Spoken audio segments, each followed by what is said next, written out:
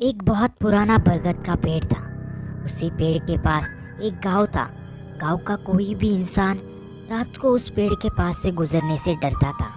अगर कोई इंसान उस पेड़ के पास से गुजरता तो उसे आवाज आती, बेटा, मुझे बहुत प्यास लगी है, थोड़ा सा पानी दे दो।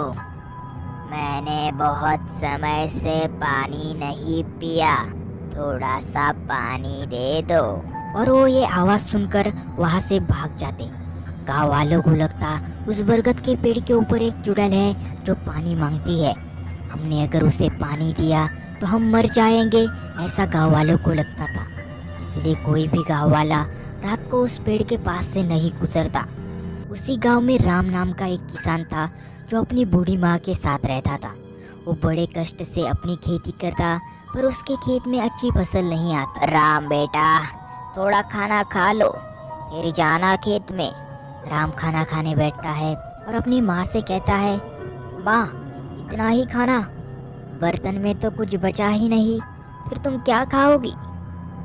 बेटा, मुझे भूख नहीं है, तबीयत थोड़ी खराब है ना। माँ, तुम चिंता मत करो, एक दिन हमारे खेत में बहुत अच्छी फसल आएगी और मैं बहुत पैसे कमाऊंगा, फिर तुम्हें भूखे रहने की कोई ज़रूरत नहीं। राम खेत में चला जाता है। राम दिन भर बहुत काम करता है। काम करते करते राम को समय का ध्यान नहीं रहता और रात हो जाती है। राम उस बरगद के पेड़ के पास से गुजर रहा होता है।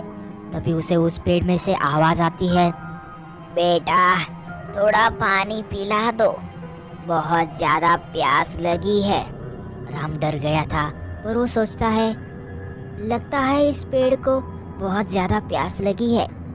पर लोग कहते हैं इस पेड़ के ऊपर एक चुड़ैल है, पर ये पेड़ तो बहुत ज़्यादा प्यासा है, पानी पिलाना तो पुण्य का काम होता है। राम वहाँ से घर चला जाता है और वापस एक बाल्टी में पानी लेकर आता है। राम उस पेड़ को पानी पिला देता है।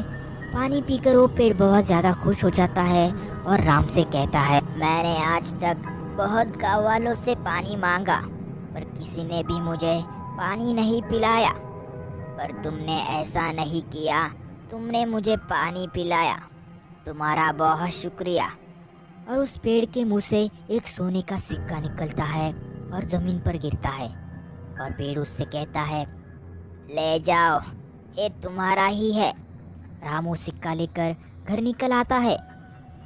अब हर रोज़ राम रात को उस पेड़ के पास जाता और उसे पानी पिलाता और एक सोने का सिक्का ले आता। देखते ही देखते राम बहुत अमीर बन जाता है। गांव के कुछ लोग राम से जलने लगते हैं। अरे, ये राम इतना गरीब था और अब कुछ ही दिनों में इतना अमीर हो गया, ये कैसे हुआ? मुझे लगता है उसे कोई खजाना मिला होगा।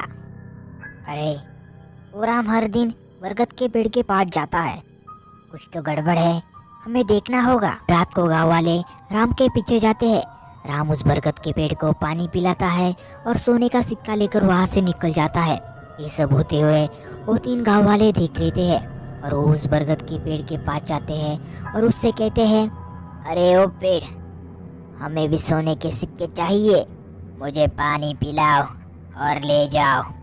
वो तीनों घर जाते हैं और बाल्टी में पानी लेकर आते हैं और उस पेड़ को पिलाते हैं और वो पेड़ तीनों को एक एक सिक्का दे देता है। अब हर रोज़ वो गांव वाले राम के पीछे जाते और राम जाने के बाद उस पेड़ को पानी पिलाकर सिक्के लेते। वो तीनों गांव वाले बहुत लालची होते हैं और कहते हैं, अरे, उस बरगद के पेड़ को हर दिन पानी पिलाकर बहुत ज़्यादा परेशान हो गया हो, चलो इस पेड़ को काट देते हैं और इसके अंदर जितने सोने के सिक्के हो गए हम आपस में बांट लेंगे। तीनों गांव वाले राम के जाने के बाद कुल्हाड़ी लेकर वहाँ जाते हैं और उस बरगद के पेड़ को काट देते हैं, पर उन्हें उसके अंदर कुछ भी नहीं मिलता और वो तीनों बहुत ज़्यादा पछताते हैं। अरे, हमने ये क्या किया, हमने इस पेड़ को काटकर बहुत बड़ी गलती की है, अब हमें सिक्के नहीं मिलेंगे।